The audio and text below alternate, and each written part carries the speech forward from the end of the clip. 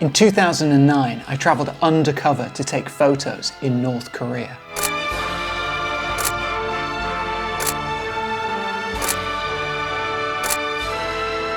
This is the first time I'm speaking about this experience, and I want to reveal to you what I learned about photography in the world's most secretive country, and how you can learn from the lessons that I learned to improve your photography too.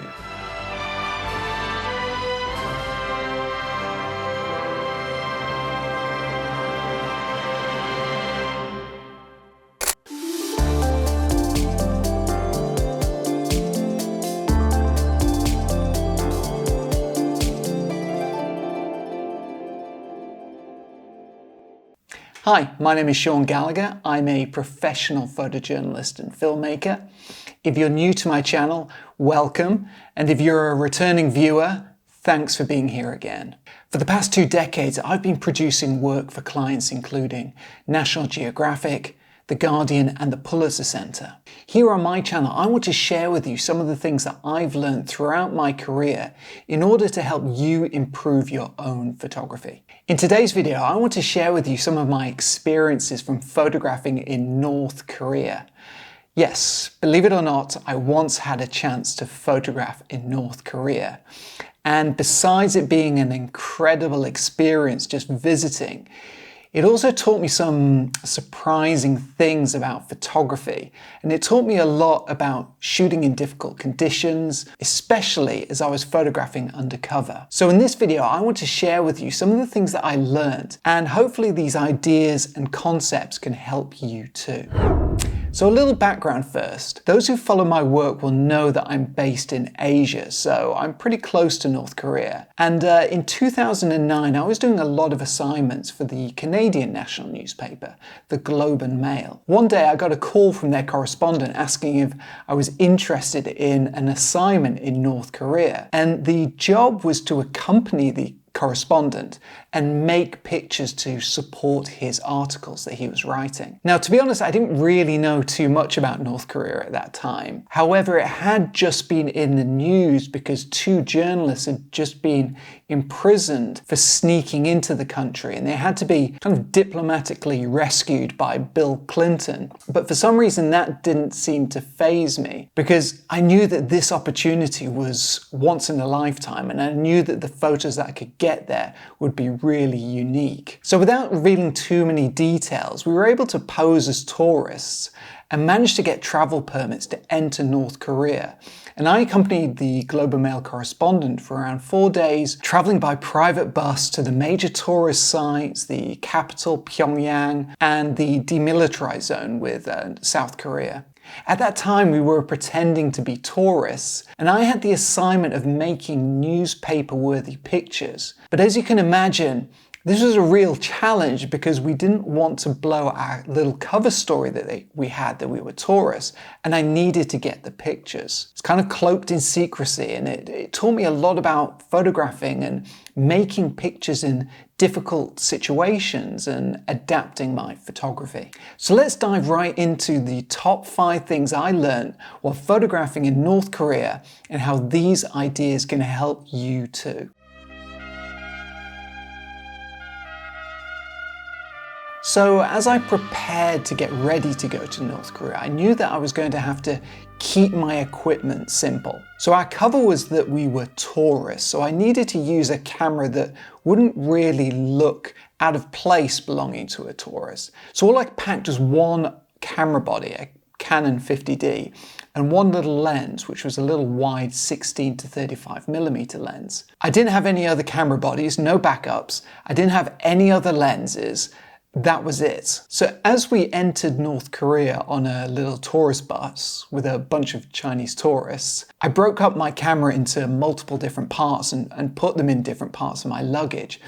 And I kind of just hoped that I'd be able to make it through customs. Now, they did find these different pieces during the inspection, but they didn't seem too concerned about them. And when they did ask me some questions, I just acted a little bit dumb and just try to be as innocent as possible. And once we got in, we boarded another bus, which then took us to a train station, which is when I could first start taking photos. Now, obviously, I was really nervous taking those first pictures, as I was absolutely sure that they'd figure out what I was doing. But I slowly started to take photos, and the more and more I took them, the more confidence I got, because people weren't really paying too much attention to me after those first initial pictures. Now, keeping my equipment simple actually made me feel more confident, as it allowed me just to focus on the photos and not worry about changing lenses or equipment. So when you're next out taking photos, try limiting yourself to just one camera body or one lens. Maybe choose a prime lens or a very limited zoom so you don't have to play around with it too much. This will force you to think more about the picture itself and not worry too much about gear and changing things while you're shooting. Remember, photography is always about your picture, not about the equipment.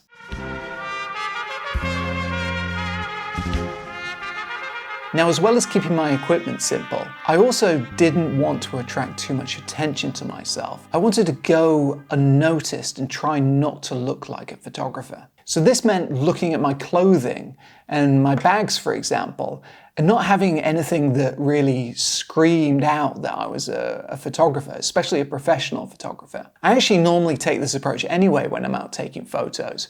For example, I don't really carry a traditional camera bag. So when I'm out shooting, I'll normally just use a regular backpack and maybe even just have some hand towels placed within the bag to protect the lenses and my equipment. Now, I know this isn't ideal, and many purists are probably cringing at the moment, but for me, the priority is to go unnoticed and to blend in and to be that fly on the wall that captures those natural moments. So I want to keep my equipment to a minimum and be as inconspicuous as possible. That's really important to me. I'll even black out the logos on my camera and use non-branded camera straps so that they don't stand out. So as we started travel around North Korea, I wanted to try to look just like a tourist. So we were visiting restaurants and tourist sites, and we moved around the country, sometimes mixing with other tourists on similar private tours. But my clothing and my general appearance played a huge part in me just blending in and not drawing any attention to myself. Now, one day we had a chance to ride the subway in Pyongyang, and this was absolutely fascinating because the station that we visited was really ornate, and it was one of these rare opportunities that we had to actually see North Korean people just going about their daily lives. Now, in this situation, I clearly stood out as being non-North Korean, but I didn't want to bring any additional attention to myself by looking like a photographer. So having that simple equipment and dressing like a normal person just helped me go that little bit more unnoticed. So next time you're out doing street photography, for example, use a normal camera bag, not a branded one, and try to maybe hide your logos and, wear clothing that's just normal, not like one of those traditional photographer vests with all the pockets. Try to blend in, and that will help you find those moments to take pictures when no one's paying attention to you.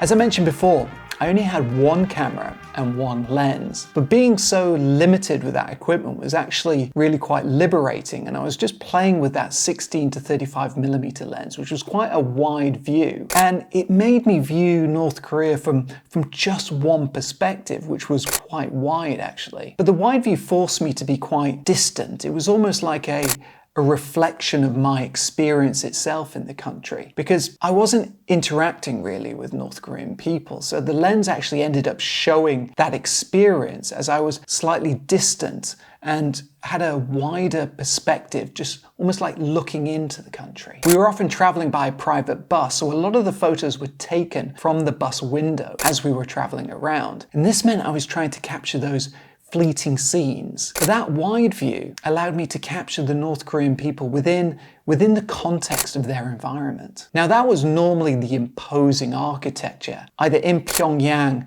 or in some of the other towns that we visited. But that wide perspective made people look small, kind of almost overpowered by the imposing architecture. So in a way, that wide perspective was perfect for kind of reflecting my own personal experience photographing in North Korea. And it forced me to reflect on the people and the environment and their interaction with one another. That's what really fascinated me. So take a step back when you're next making photos. You don't always need to zoom in super close and throw your subject and everything else out of focus. A wide view can sometimes give you that better perspective. And when you're photographing, it can reveal more to the viewer when you frame it that way.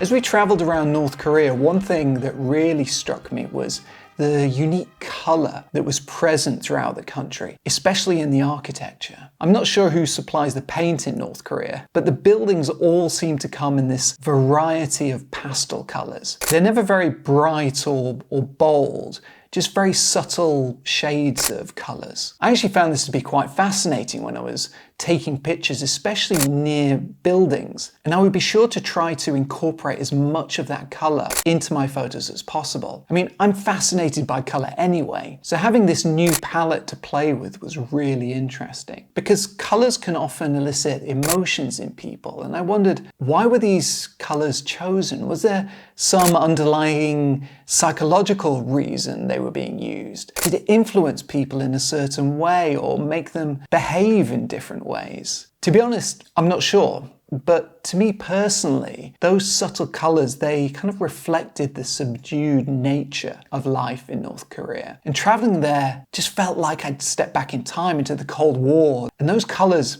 elicited those feelings and emotions in me. As I mentioned, I'm primarily a colour photographer and I'm absolutely fascinated by it. So actually that's why I included a whole chapter about using colour in my new photography course, The Photographer's Eye, from Beginner to Confident Image Maker. In that chapter, I reveal all my favourite ways in which I use colour as a professional photographer, and I want to share those secrets with you through that course. Just click the link in the description to learn about how you can join our community of growing students from around the world.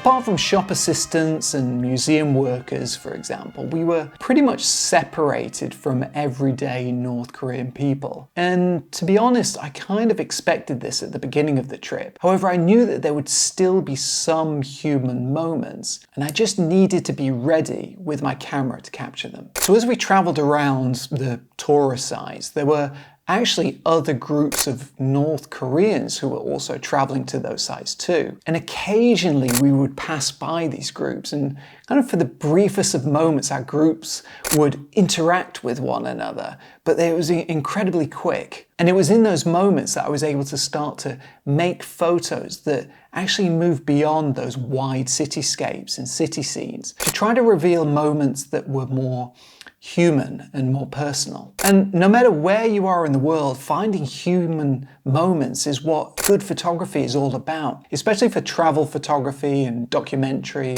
and photojournalism. It's all about those small human moments that connect us all. And it doesn't matter if you're from North Korea or North Dakota, we're all connected through those little moments that make us human. This was actually one of the most rewarding parts of my trip to North Korea. And when I was able to capture those human moments, it really made a difference to me. Because, I really wanted to try to understand the country and the people, and those human moments were the best way to do that, even if they were very, very fleeting. So remember, when you're taking photos, don't always settle for that wide view. Don't be afraid to get close to people. Talk to them. Try to embed yourself within a community and use your camera as a way to understand people. I guarantee this approach will help you improve your photos and help you learn a little bit more about yourself too.